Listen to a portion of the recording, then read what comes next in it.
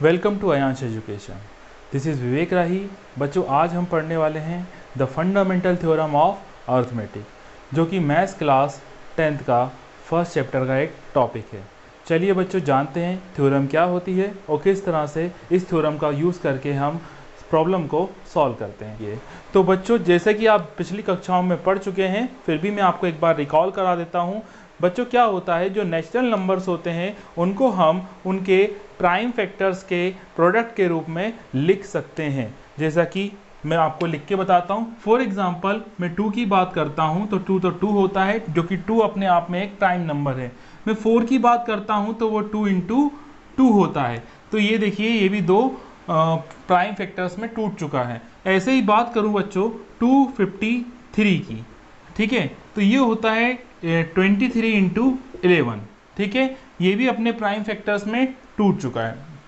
Prime numbers क्या होते हैं बच्चों, यदि आप जानना चाहते हैं, ठीक है, मैं अभी फिलहाल ये मान के चल रहा हूँ कि आप नंबर्स के जितने भी टाइप्स होते हैं वो सब पढ़ चुके हैं। अगर आपको जानना है सारे नंबर्स की वैरायटी के बारे में तो मुझे कमेंट बॉक्स में मैसेज कीजिए, तो मैं आपके लिए एक सेपरेट वीडियो बनाऊंगा और जिसके अंदर आपको जितने भी नंबर्स होते हैं सबको डिटेल में एक्सप्लेन कर दूंगा। ओके, चलिए आते हैं। तो ये जो बात कर रहा था मैं, इस तरह के नंबर की, कोई भी नेचुरल नंबर ले लीजिए जिसके दो प्राइम नंबर हैं, ठीक है, तो ये इसे बोलते हैं बच्चों प्राइम नंबर्स। ये एक प्राइम नंबर है, ये एक प्राइम नंबर है, ठीक है, तो इसमें हम लिख सकते हैं। सेम एज कंपोजिट नंबर की बात करूं, यदि मैं कोई भी आप कंपोजिट नंबर ले लीजिए। फॉर एग्जांपल, मैं एक कंपोजिट नंबर लेता हूं 50। अब 50 को यदि मैं फैक्टराइज करता हूं तो आपको पता है सर 52 × 5 × 5 आएगा, ठीक है, आपको निकालना आता होगा। चलिए, नहीं आता हो तो एक बार मैं यहाँ पे लिख देता हूँ बच्चों। इस तरह से हम फैक्टराइज करते हैं। सबसे पहले 2 से डिवाइड करेंगे, सबसे छोटा जिससे डिवाइड हो जाए, लास्ट में 0 है तो 2 से डिवाइड हो जाएगा। 2 × 2 = 4, 1 इधर गया तो 2 × 5 = 10, फिर जाएगा 5 से, 5 × 5 = 25 और 5 × 1 = 5। तो देख सकते हैं बच्चों, यहाँ पर 2 5 और 2, इस तरह से इसको हम लिख लेते हैं। जब इस तरह से आप लिख लेंगे तो देखेंगे यहाँ पे जो प्राइम नंबर्स हैं वो 2 से ज़्यादा हैं। ऐसे नंबर्स जिनके अंदर जो प्राइम नंबर होते हैं वो 2 से ज़्यादा होते हैं, सॉरी, जिनके अंदर फैक्टर, जिनका फैक्टर 2 से ज़्यादा फैक्टर्स आते हैं, वो नंबर क्या कहलाते हैं बच्चों, कंपोजिट नंबर। तो ये कंपोजिट नंबर है। हमने ये देखा कि कंपोजिट नंबर जो होते हैं उनके जो फैक्टर्स होते हैं, फैक्टर्स बोले तो प्राइम जो होते हैं, उनको, जिसको हमने प्रोडक्ट में लिखा हुआ है, यहाँ पे मल्टीप्लिकेशन में लिखा हुआ है, उनको हम प्राइम्स को पावर्स में लिख सकते हैं। मेरा मतलब ये है बच्चों, जैसे कि ये 2 है, यहाँ पर 5 कितने टाइम्स आया, 2 टाइम्स, तो मैं इसको स्क्वायर लिख सकता हूँ, ठीक है। मैं और भी एग्जाम्पल लेके समझाता हूँ। मान लीजिए मैं एक और कोई एग्जाम्पल ले लेता हूँ ले लेते हैं 80 ले लेता हूं फॉर एग्जाम्पल। ओके, चलिए 80 की बात करते हैं।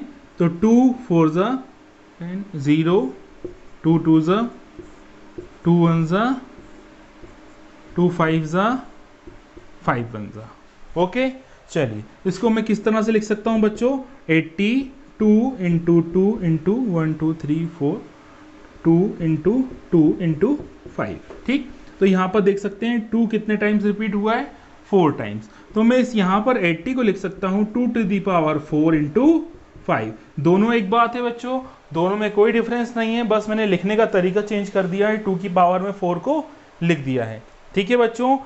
जो मैंने आपको अभी सिखाया बच्चों, इसे ही बोलते हैं, इस थ्योरम को ही बोलते हैं हम क्या, the fundamental theorem of arithmetic. चलिए, तो बच्चों आपको मैं एग्जाम्पल से एक्सप्लेन करता हूं कि किस तरह से सवाल में इसका यूज हम करते हैं। बच्चों दिया हुआ है, find the LCM and HCF of 6 and 20। ये 2 नंबर हैं 6 और 20, इसका आपको एलसीएम और एचसीएफ निकालना है और बताया गया है कि आपको प्राइम फैक्टराइजेशन मेथड का यूज करना है। आप बोलेंगे बच्चों ये सब हमने तो, सर आपने तो ये पढ़ाया नहीं। तो बच्चों जो हम पढ़ चुके हैं the fundamental theorem of arithmetic, उसी को बच्चों हम क्या कहते हैं, प्राइम फैक्टराइजेशन मेथड, ठीक है बच्चों। चलिए तो शुरू करते हैं। तो जैसा कि आपको पता होगा, आप पुरानी कक्षाओं में अपनी प्रीवियस क्लासेस में पढ़ चुके हैं, क्या पढ़ चुके हैं, फैक्टराइजेशन करना। बोलेंगे सर हाँ सीखा तो है। तो चलो बच्चों एक बार मैं भी करके दिखाता हूँ आपको और फिर हम करते हैं इसका, ठीक है, फैक्टराइजेशन। तो 6 को यदि मैं फैक्टराइज करूंगा तो बच्चों आपको पता है सर 2 3 ज़ा 6 होगा और 3 1 ज़ा 3 होगा।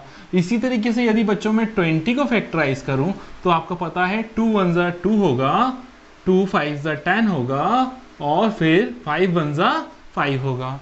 ठीक है, फिर हम क्या करते हैं बच्चों, इस तरह से कुछ लिख लेते हैं। ठीक है, चलिए एक चीज़ और कर रहा हूँ, यहाँ पे मैं पावर्स लगा रहा हूँ। ठीक, वो क्यों लगा रहा हूँ अभी आपको पता चलेगा। फिर ऐसे ही मैं 2 ले लेता हूँ, वहाँ 20 पे देखिए 2 इंटू 5। ठीक है बच्चों, ये दो नंबर ले लिए हैं हमारे पास, ये दो नंबर थे, वी हैव, ठीक, 6 एंड 20। तो 6 को मैंने फैक्टराइज किया, 20 को मैंने फैक्टराइज किया। अच्छा बच्चों, मैं इसको ऐसा भी लिख सकता हूँ क्या, 2 स्क्वायर इंटू 5, है ना, सीख चुके हैं अपन। ठीक, चलिए आगे बढ़ते हैं। तो बच्चों होता क्या है एलसीएम और एचसीएफ। तो सबसे पहले मैं एचसीएफ निकाल देता हूँ। एचसीएफ किसका निकालना है बच्चों, मुझे 6 का और 20 का। एचसीएफ बोले तो हाईएस्ट कॉमन फैक्टर। ठीक है बच्चों, आपको पता ही होगा, तो एक बार बता देता हूँ, आप जैसा पढ़ते आ रहे हैं वैसा, यदि दो नंबर हैं और उनको फैक्टराइज कर लिया है तो दोनों के अंदर जो कॉमन नंबर होते हैं, जो कॉमन नंबर्स होते हैं उनको बच्चों क्या बोलते हैं हम, हाईएस्ट कॉमन फैक्टर। ये आप इस तरह से समझ सकते हैं कि the products of lowest power of each prime factor. मतलब यहाँ पर प्राइम फैक्टर्स को देखिए, ये सारे के सारे प्राइम फैक्टर्स देखें, इसके अंदर जो लोएस्ट पावर होगी, जैसे कि लोएस्ट पावर दिख ही रहा है सर 1 है, यहाँ पर 2 की पावर 1 है, यहाँ पर 2 की पावर 2 है, तो हम किसको देखेंगे, 2 की पावर 1 को देखेंगे। तो 2 की पावर 1 को जब हम देखेंगे तो 2 की पावर 1 और यहाँ पर 2 का स्क्वायर है, तो लेकिन हम यहाँ पर 1 है तो हम 1 वाला ही पार्ट लेंगे, मतलब सिर्फ 2 कॉमन लेंगे। तो ये लिया हमने 2। तो बच्चों इसी को हम क्या बोलते हैं, हाईएस्ट कॉमन फैक्टर। ठीक है, आगे कुछ भी होता है, सपोज मान लीजिए इसके आगे 2 अगर होता तो 2 एक यहाँ भी है और एक यहाँ भी है, तो यहाँ पर क्या हो जाता है, 2 का स्क्वायर हो जाता है। तो लोएस्ट क्या हो जाता है, लोएस्ट कॉमन क्या हो जाता है, 2 का स्क्वायर, तो यहाँ पे क्या हो जाता बच्चों, 4 हो जाता। ठीक है, उस कंडीशन में क्या हो जाता, 4 हो जाता है। जैसा कि क्वेश्चन दिया गया है उस अकॉर्डिंग क्या आ रहा है, आंसर आपका 2 आ रहा है। तो ये हो गया एचसीएफ किसका, 6 का और 20 का। मतलब बच्चों यहाँ पर मैं लिख भी देता हूँ, आप किस तरह से इसको निकालेंगे। ये होता है बच्चों product of lowest power of each prime factors in the numbers. ठीक है बच्चों, मतलब इन नंबर जो दिए गए हैं उनमें जो लोएस्ट पावर वाला होगा प्राइम फैक्टर, उसी के प्रोडक्ट को हम क्या बोल देंगे बच्चों, हाईएस्ट कॉमन फैक्टर। जैसे कि यहाँ पर 2 की पावर 2 का स्क्वायर था, यहाँ पर 2 की पावर 1 था, जो लोएस्ट था वो 2 की पावर 1 था, इसलिए 2 हमने क्या ले लिया यहाँ पर, एचसीएफ। अब बात करते हैं बच्चों एलसीएम की। ठीक, 6 और 20 का हमें क्या निकालना है बच्चों, एलसीएम। तो एलसीएम लोएस्ट कॉमन मल्टीपल बोलते हैं इसको। ठीक है, आप पहले भी निकाल चुके हैं, याद करिए, आप निकालते थे, मेथड है 6 फिर यहाँ 20 और इस तरह से फिर आप सॉल्व करते जाते थे। ठीक है, अब यहाँ पर हम कुछ अलग तरीके से सॉल्व करने वाले हैं। ठीक, मैं यहाँ पर बोल रहा हूँ आपसे कि ये क्या होता है, तो मैं यहाँ लिख देता हूँ, it is product of greatest power of each prime factors in the numbers. ठीक है बच्चों, ठीक, क्लियर है। अब ध्यान से देखते हैं, यहाँ पर अब ध्यान से देखना आप लोग। चलिए यहाँ पे बताइए लोएस्ट नंबर क्या है। ठीक, सॉरी, ग्रेटेस्ट की बात करेंगे, है ना। तो ग्रेटेस्ट देखना है आपको। सबसे पहले 6 की बात करते हैं, तो 6 में देखते हैं, सबसे पहले 2 आया। अब यहाँ 2 है और यहाँ 2 का स्क्वायर है, तो ग्रेटेस्ट कौन सा हुआ, 2 स्क्वायर। तो हमने यहाँ पे ले लिया बच्चों 2 स्क्वायर।